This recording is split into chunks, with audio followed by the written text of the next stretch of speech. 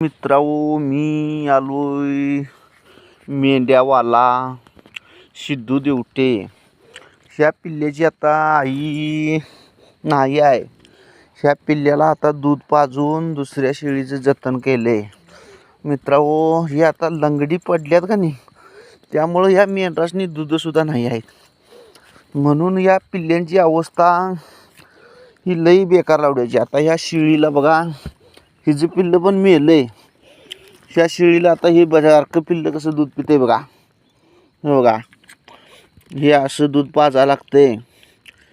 मग ही जी आई नाही आहे म्हणून या दुसऱ्या शेळीचं दूध याला पाजून जतन केलंय. हे आता 1 महिन्याचं पिल्लं आहे, पण केवढंच आहे बघा, बुरकुंड्या एवढं. ही अशी एवढी मेंढरं असून सुद्धा अशी अवस्था बकऱ्याच्या पिल्ल्यांची होती. शिवाय आम्हाला सुद्धा डबल ताप आहे मित्रांनो.